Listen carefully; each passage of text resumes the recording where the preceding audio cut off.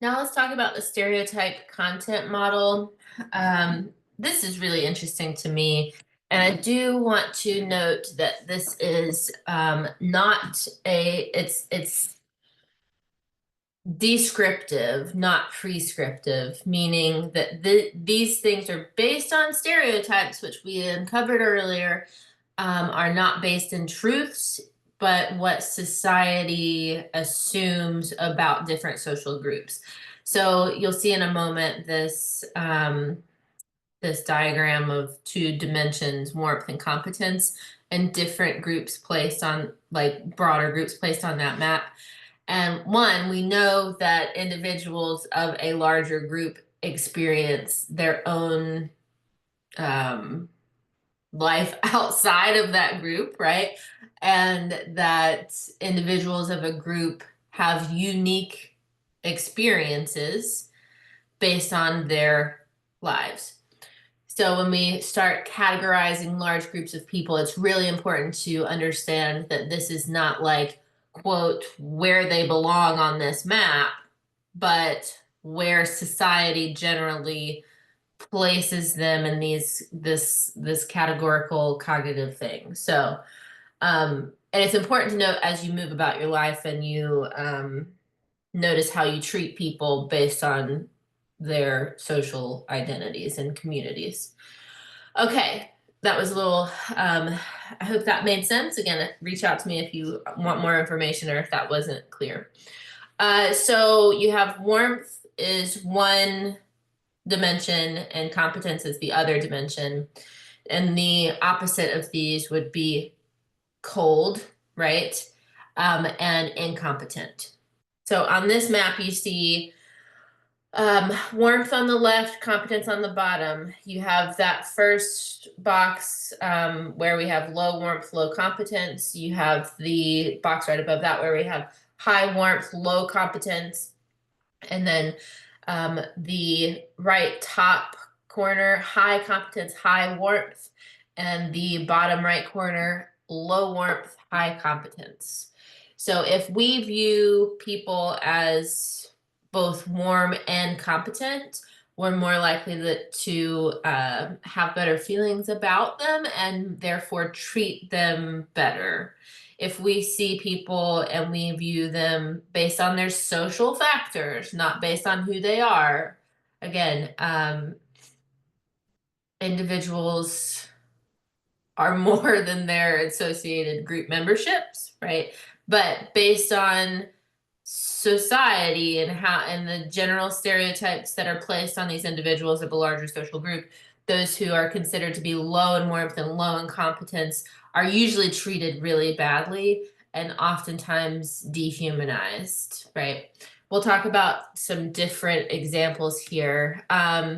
We often feel pity when we see groups with high warmth but low competence. Some examples here are older adults, particularly what the literature calls old, meaning above 75, where that starts to tap into a lot of those stereotypes.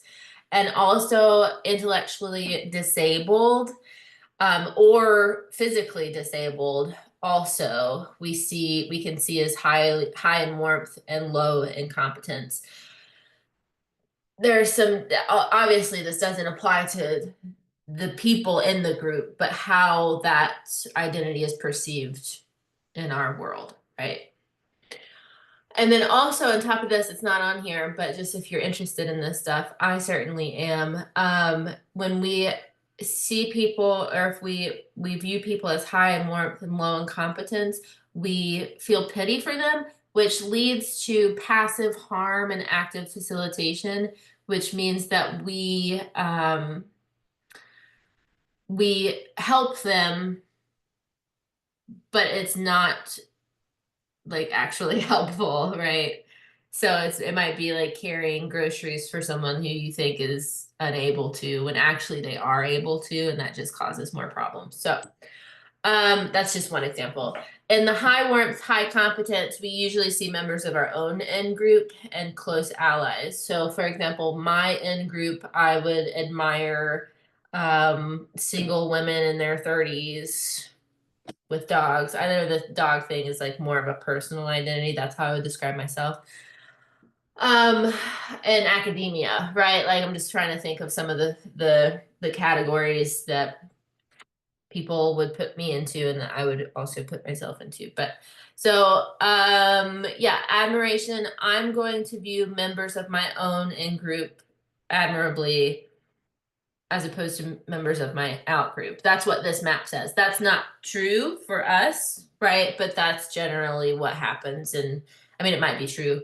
And there's certainly that in group favoritism that's natural. But again, descriptive, not prescriptive. Now, contempt is what we feel for people we see on that low warmth, low competence side of the map. And a lot of the time, this is, if you think about the homeless population, right? We see, and I say we, not meaning we, but like society, right, sees homeless population, welfare recipients as a drain on resources and oftentimes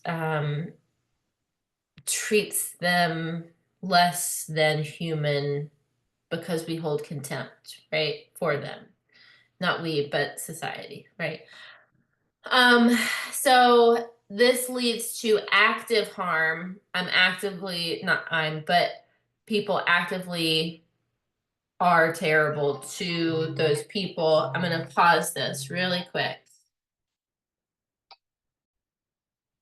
Okay, so that lower left corner I was talking about, it's we generally hold contempt for people we categorize into that box, and that results in active harm and passive facilitation, meaning that we don't hurt them, or excuse me, we don't help them like we would someone that we pity, and society actively harms them. So, I mean, there's so many crazy things, even on social media, that are just like insane, but you can see how contempt played out. And then we have the high competence, low warmth, which results in envy. A lot of the time, people categorize rich people and professionals in this group, and envy leads to active facilitation and passive harm. I'm going to pause again.